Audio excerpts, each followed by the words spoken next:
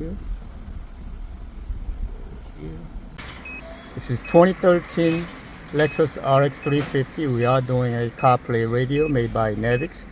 We had it partially out. First thing you're going to do is remove the shift knob, unscrew it. Once you have that, this center console, started from this corner here, you pry this upward, no special trick, it comes out. Then after you take this out, this side panel, it comes out. I'm going to take that out to get to the radio.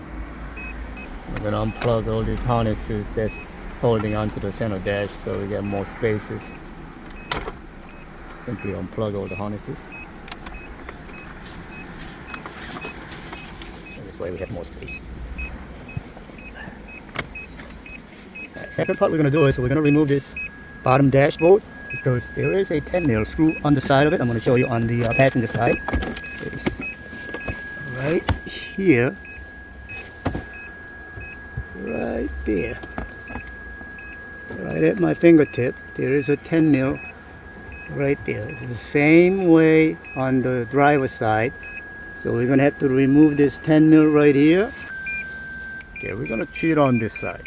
So in order to do it, you got to take the whole bottom out. So rather than taking the whole bottom out, we're going to pull this away like this. Now you can remove this side panel. Now the reason for that is, there is a, can you flashlight? Right here, there is a cutout. Just like this side here, there's a cutout for 10mm bolt. Same thing on this side. Let me see if I can shine that. Right there, there's a 10mm right there. You're going to remove that 10mm and also on this passenger side as well.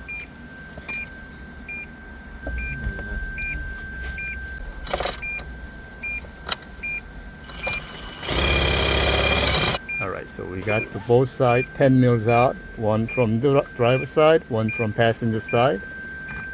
Then we should be able to pop this entire radio out.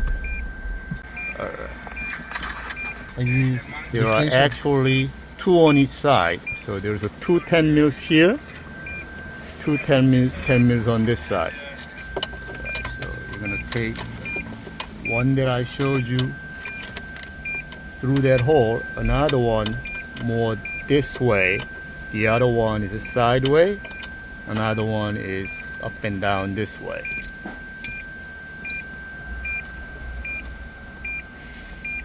So there's a two on each side. You're gonna have to remove it.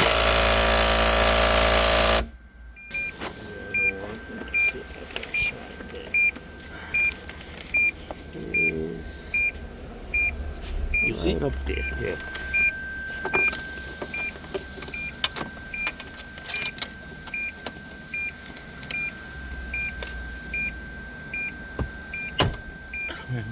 Holy, what kind of tool do they use?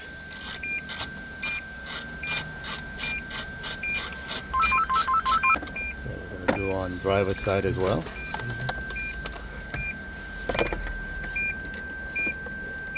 Same thing, this is straight upward, not sideways.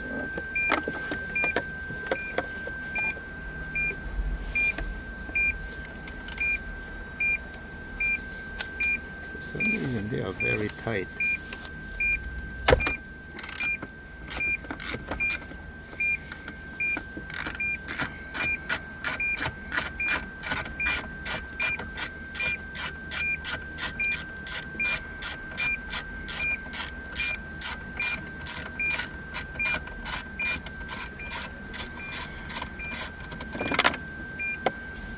So after you get two 10mm here, two 10mm on driver's side, they should come out like this.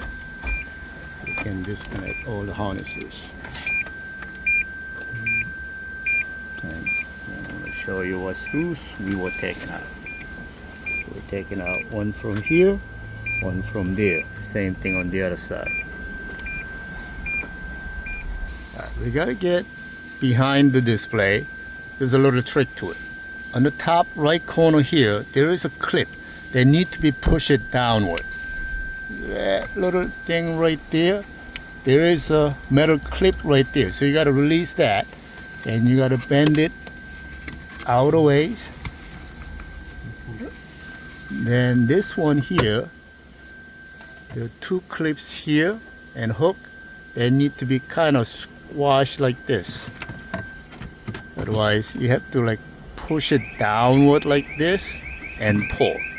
Because if you try to pull out, it won't come out because of these clips here and two clips that goes into this hole. So you're gonna have to bend it downward like this and upward like this, then pull. It's just squeeze by the pressures on the top and bottom. So you're just gonna basically squeeze down and up like this to pull. So once you have that out, there are screws there holding on to the display, and there's another one here on the bottom. Then monitor should come out.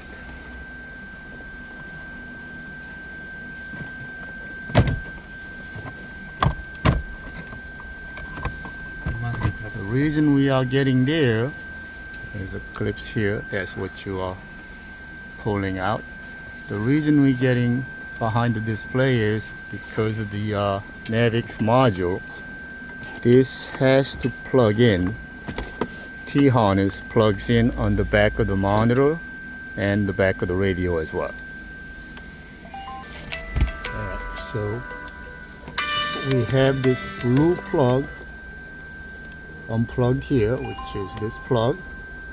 And this blue plug, that's actually the video signal, plugs into this blue T-harness one. So you plug male and female like that. The other part plugs in here.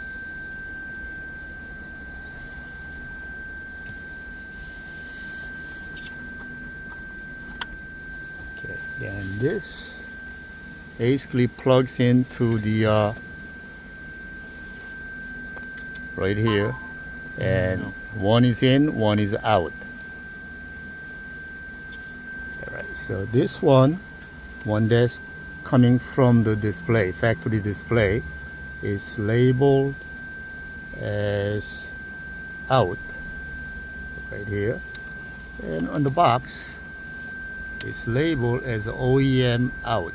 So that's going to OEM out, and the other one, which is coming from the radio side, that's the OEM in. That goes in there.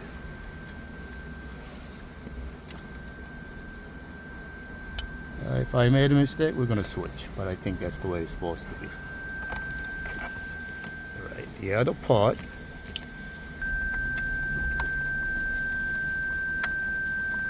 we are running those two blue cables downward, because we're going to bury the module behind the radio, this radio panel.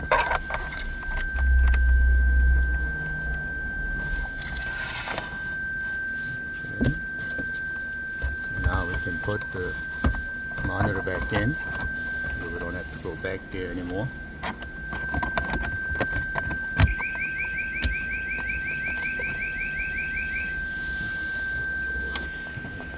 Plug this back into the main brain. Okay, so we have unplugged the main factory harness, which is this one from the radio. It plugs into male and female. It's a T-harness, so you cannot make a mistake. That goes back into the radio.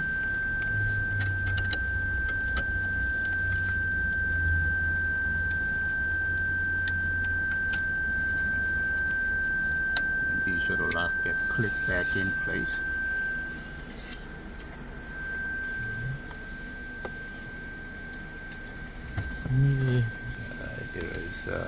This is I believe this is a Wi-Fi connection. No, this is the audio and video. Yeah, I think that's the wireless Wi-Fi connection, I think. No. Okay, so we unplug one plug right here, and the other one goes back in. The plug came out. Alright, so we got pretty much everything plugged in. The monitor came back on. There's the navigation, factory navigation. So we got CarPlay connected. Pair this Android phone. It's a Samsung phone. So we got the CarPlay working.